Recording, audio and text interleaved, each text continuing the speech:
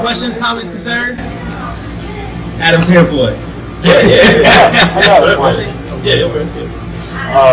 So this has been something that I've been like wrestling with in my own faith for about the last 2 years, and this has just been dealing with the issue of evil and see how you put the pressure on. So like, if I can't answer this question, it's like, you're just walking out of the. No, it's not even that. No, it's not even that. I'm just. His fingers in your hands.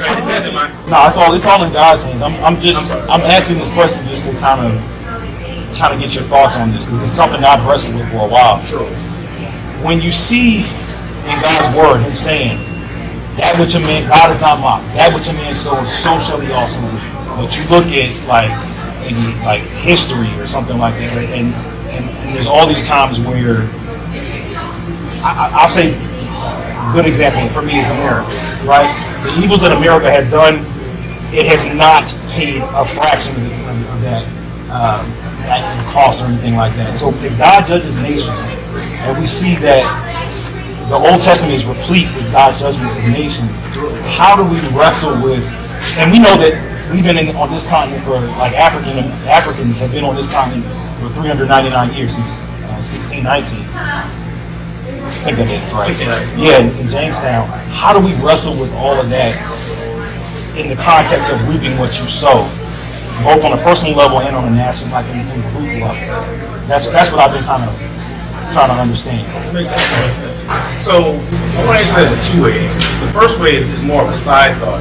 It's partly my opinion or my perspective. And then the second one, I'm going to try to give something like more concrete, right? It's just something to think about. And some people would disagree with me on this. I'm just kind of prefacing it that way. I'm just giving my perspective. When you think about America, right? And let's just go back to the Civil War, right? The Civil War, more people died in that one war than any other, in all of the other conflicts that we've been able to put together up until maybe about 5 or so years ago. You know what I'm saying? Now, what's interesting is this. I refer to anybody who's watching, you can check it out yourself. There's a guy named David Walker, Reverend David Walker, black guy.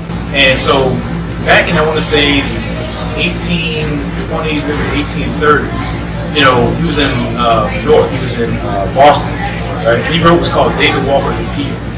I think the full version is David Walker's Appeal to the colored peoples of the world. It makes it really clear.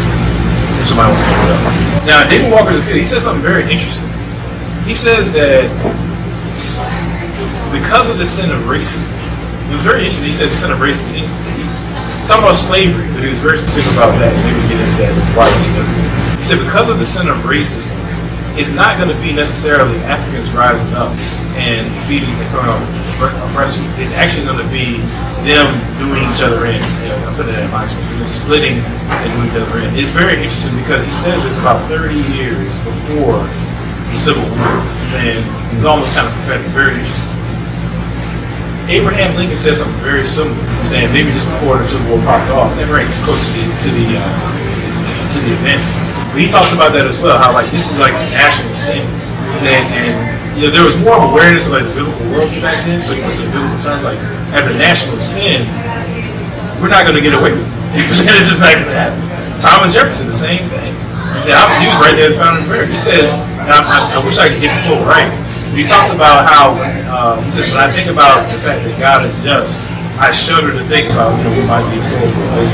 So he's writing that as at the beginning of America, as America is coming in. That's crazy. Yeah. So you have different inklings coming up in different people's writing and saying, you know what, this sin is real, and we're going to have to pay for it. And so with that being said, I don't think that it's coincidental or insignificant that the most, by far, the bloodiest war that America has been on American soil between the North and the South. You know what I'm saying? But with that being said, so that's my perspective. I think that the moral law, I took it down there. When we talk about the moral law, it's kind of like the laws of nature. You know what I'm saying? Remember I talked about earlier with gravity, if I jump off a building, I'm going to fall. Right. The moral law is like, it's every bit as real. And when you live in such a way that you buck on that moral law, you're gonna bump into an eviction. You know what I'm saying? One way or the other.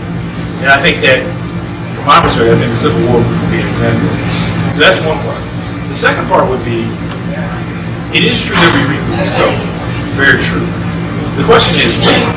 You know, there are some people who do not reap the entirety of their judgment in this life. That's true. That's true.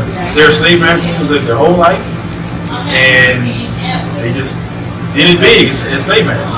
They did what they did, and then they died wealthy. And some of their wealth is still circulating in our system today. Right? It's gone under the children, so on and so forth. Now, what's interesting is this. We're talking about how every worldview has to answer this question. You know what I'm saying? Let's just talk about atheism for a second. Alright? This, I don't know my handwriting is terrible. So atheism and Christianity. If atheism is true, right, there is no God, then those slave masters who accrued wealth, all that kind of stuff, I mean, they got off scot-free. They're gone. I mean, you know, they're just literally gone. There is no justice to be gained, or applied to them, right?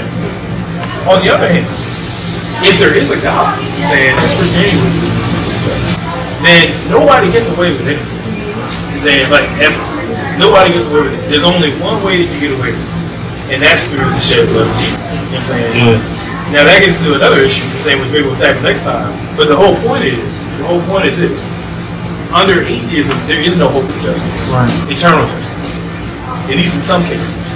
Saying under Christianity, you do have a God who sits above it all. Saying in one way or the other, nobody escapes the moral law. Saying of their own ability. So that on atheism, eternally speaking, there is no hope for justice. On Christianity, we at least have the tools in place by which there can be justice. We had to have a longer conversation as to how that works out. You know what I'm saying?